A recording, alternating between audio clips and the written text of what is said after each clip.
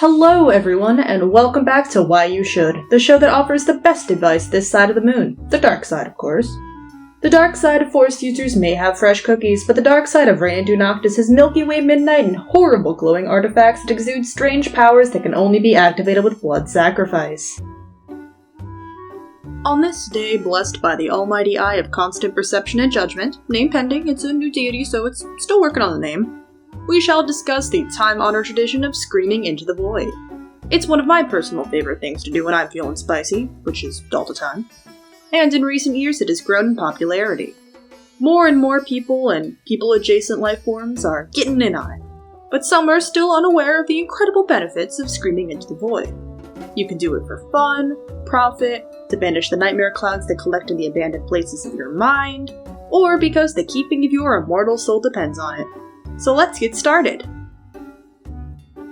First, a short history of screaming into the void. Back in the olden days when there were multiple moons and jellyfish wolves roamed the earth, and moons, the void was very close and accessible. Anyone could easily find a good void spot and scream into it, letting out their frustration or immense sorrow at the futility of challenging the jellyfish wolves. Some would commune with the void, perceiving all that lay within, which was nothing, duh, and aligning themselves with the expansive nothingness that lay just outside their existence.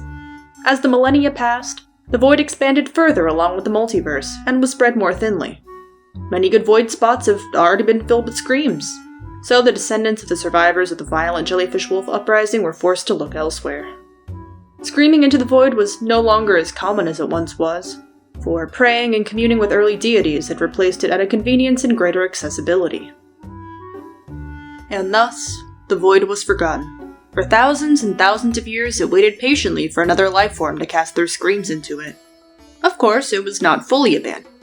The ancient rites of void communion and worship survived and were adopted by the Coven of the Endless Midnight, which still exists today. They kept the practice of screaming into the void alive for generations, allowing the void to invisibly return into people's lives by giving it the necessary energy to regain its former glory. No longer was it thin and sheer, but instead able to anchor itself in multiple realities as it once had. That's where we are today, giving the void more energy than ever before through constant screaming. Of course, there are downsides to letting it become too powerful, but that's not our problem yet. So, why should you scream into the void? First of all, it's good for you and the environment. Everyone knows that keeping the bad thoughts inside where they can fester is a bad idea, which is part of why screaming into the void is a great way to decompress and let your existential despair out.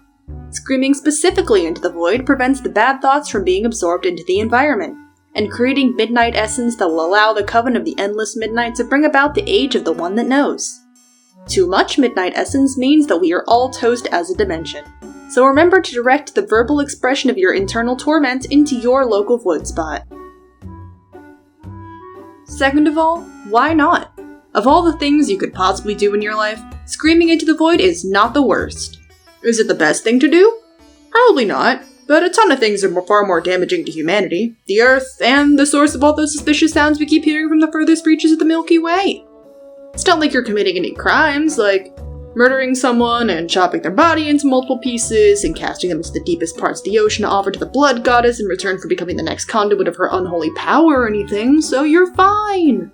Why commit crimes when you could feed the void instead? Third, it's your civic duty. As a citizen of the furthest reaches of space, no wonder we don't have any aliens visiting us, we're out in the middle of nowhere, we must give enough energy to the void to keep it from growing restless and causing another incident like the one at Delta 6 Kazari last century.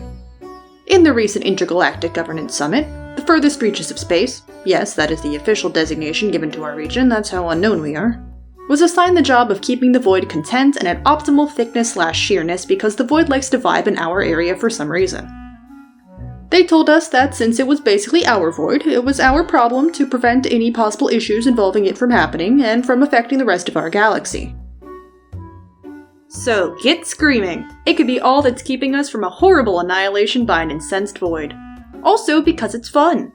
At least according to this Stellanox Corporation branded pamphlet telling me to scream harder into the void or die a painful and agonizing death.